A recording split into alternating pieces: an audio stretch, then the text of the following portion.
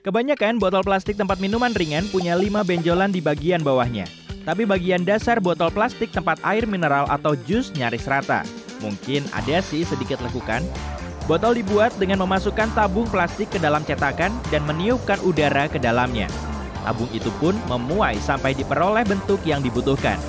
Masalahnya, biasanya di dasar botol ada lekukan yang membuatnya tidak stabil. Untuk menghindari itu, udara didorong masuk dari dasar hingga terbentuklah lekuk kecil ke dalam. Dasar rata lebih umum sebab lebih hemat plastik dalam pembuatannya. Tapi minuman ringan dan air soda butuh penanganan khusus. Cairan ini mengandung tekanan internal yang dapat mendorong plastik keluar. Ini bisa mengganggu lekukan dan kestabilan botol. Jadi, dasar botol soda dibuat melengkung sebab dengan begini, botol akan menjadi lebih tahan tekanan. Bandingkan melipat kertas biasa dengan tabung kertas. Tabung kertas pasti lebih tahan. Plastik melengkung juga lebih tahan terhadap tekanan apapun. Tidak semua serangga tertarik dengan lampu. Sebagian di antaranya diketahui menghindari lampu sama sekali. Tapi serangga yang tertarik dengan lampu terang punya alasan tersendiri. Nyamuk misalnya nggak terbang ke arah sumber cahaya kayak bolam karena cahayanya. Nyamuk tertarik dengan suhu hangat dari lampu yang terasa nyaman di malam dingin. Sebagian serangga yang makan nektar bunga bisa mengira bolam sebagai bunga. Masalahnya, nektar memantulkan sinar ultraviolet. Dan sebagian bolam juga melepaskan sinar ultraviolet dalam jumlah yang sama. Karena itu, serangga mungkin keliru. Kebanyakan ponsel yang bisa menghasilkan foto berkualitas tinggi punya beberapa kamera. Masing-masing punya fungsi tersendiri. Satu lensa biasanya dipakai untuk foto close-up yang membuat detail lebih tajam. Masalahnya, kamera ini nggak cukup bagus untuk memfoto benda bergerak. Jadi, biasanya ada kamera lain untuk tujuan ini. Semua kamera ponsel harus bekerja sama. Kalau tidak, kelemahan tiap kamera tidak memungkinkan ponsel memberikan hasil terbaik. Banyak colokan, kayak colokan headphone yang kamu hubungkan ke ponselmu misalnya, punya cincin plastik kecil. Cincin itu penting sebab memisahkan bagian colokan yang berbeda. Bagian ini disebut pin, dan masing-masing memiliki fungsi yang berbeda. Tiap colokan setidaknya punya satu cincin plastik, sebab colokan manapun harus dipisahkan menjadi paling tidak 2 pin. Satu untuk menghalangi gangguan, dan yang lainnya untuk mengangkut sinyal. Kalau misalnya headphonemu punya satu cincin dan 2 bagian, maka suara yang terdengar di telinga kanan dan kiri akan sama. Kalau ada 2 cincin dan 3 bagian, maka satunya untuk meniadakan gangguan dan yang 2 untuk masing-masing telinga. 3 cincin dan 4 bagian artinya kamu punya lengkap. 1 dasar, 2 untuk masing-masing telinga, dan yang terakhir adalah pin mikrofon. Lalat membersihkan diri dengan menggosokkan anggota badannya. Yap, sesimpel itu. Ada bulu-bulu halus di seluruh tubuh lalat yang berfungsi sebagai detektor. Misalnya, untuk menemukan makanan. Tapi di dunia lalat, partikel kecil kayak butiran serbuk sari atau debu melekat di tubuhnya, terutama di kakinya. Jadi, lalat menggosokkan badannya tiap kali ada kesempatan untuk membersihkannya. Gerakan lalat juga sangat cepat. Coba aja tangkap seekor lalat, kamu pasti kesusahan. Bagi lalat, manusia itu kayak kungkang. Lalat melihat dunia dalam gerak lambat, nggak kayak kita. Lain spesies, lain pula persepsi tentang kecepatannya. Kecepatan pergerakan dunia di sekitarmu akan 2 kali lebih cepat bagi seekor kura-kura. Dan itu 4 kali lebih lambat bagi lalat. Coba putar video dengan kecepatan 0,25 dan bayangkan seseorang mendekatimu selambat itu. Nah, begitulah lalat melihatmu. Jadi, nggak heran kalau serangga itu bisa kabur dengan mudah. Ada alasannya kenapa bola tenis berwarna kuning. Pada awalnya, bola tenis berwarna hitam dan putih, tergantung warna lapangannya. Baru pada tahun 1972, Federasi Tenis Internasional membuat peraturan untuk memakai bola kuning yang kita kenal hari ini. Itu karena corak kuning kehijauan ini paling terlihat bagi mata manusia. Selain itu, penonton laga tenis di TV juga bisa lebih jelas melihatnya. Warna ini juga disebut kuning neon.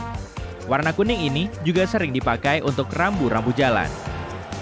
Bus sekolah juga berwarna kuning karena alasan yang sama, supaya mudah dilihat. Anehnya, warna kuning lebih terlihat daripada merah, misalnya. Kamu lebih mungkin melihatnya dalam gelap dan di hari hujan atau berkabut. Tapi warna bus itu sebetulnya bukan kuning, ada sedikit unsur oranyenya. Nama resmi corak ini adalah kuning bus sekolah. Alasan kenapa bola basket berwarna oranye juga terkait dengan visibilitas. Sebelum tahun 1950-an, bola basket berwarna coklat. Seorang pelatih tim suatu universitas menganggap bola terlalu sulit dilihat baik oleh pemain maupun penonton. Jadi, dia bekerja sama dengan sebuah perusahaan untuk membuat bola yang lebih mudah terlihat. Maka dipakailah warna oranye. Bola basket oranye pertama kali dipakai dalam sebuah pertandingan tahun 1958. Semua orang sangat menyukainya, sehingga diputuskan untuk mempertahankan warna ini. Bola sepak didesain agar terlihat di layar TV hitam putih. Saat itu, mengecat bola sepak dengan warna lain tidak masuk akal. Hitam dan putih membentuk kontras yang dibutuhkan, dan penonton televisi bisa lebih mudah melihatnya. Sekarang, televisi kita sudah berwarna, tapi nggak ada orang yang peduli untuk mengubah apapun. Kurasa bola sepak hitam putih nggak masalah ya. Di masa lalu, kebanyakan pesawat terbang dicat chrome atau nggak dicat sama sekali. Saat ini, sebagian besar pesawat berwarna putih. Warna menyerap cahaya. Kalau kamu keluar dengan baju hitam di hari yang terik, bajumu akan menyerap panas dan kamu akan mulai berkeringat. Tapi warna putih memantulkan cahaya. Kalau kamu mengecat pesawat dengan warna putih, kemungkinan pesawat memanas jadi kecil dan lebih kecil juga peluangnya rusak karena radiasi matahari. Warna lain akan memudar seiring waktu karena paparan sinar matahari yang terus-menerus. Pesawat yang berwarna putih akan tetap cantik dalam waktu yang jauh lebih lama. Warna putih juga lebih memudahkan terdeteksinya kerusakan di badan pesawat. Merah, kuning, hijau. Kenapa lampu lalu lintas berwarna ini? Dalam kehidupan sehari-hari pun, merah sangat terkait dengan berhenti, dan hijau dikaitkan dengan jalan. Warna merah memiliki panjang gelombang tertinggi. Artinya, warna ini bisa dilihat pada jarak yang lebih jauh daripada warna lain. Karena itu, merah telah dipakai selama berabad-abad sebagai warna peringatan. Ambil contoh lampu lalu lintas kereta.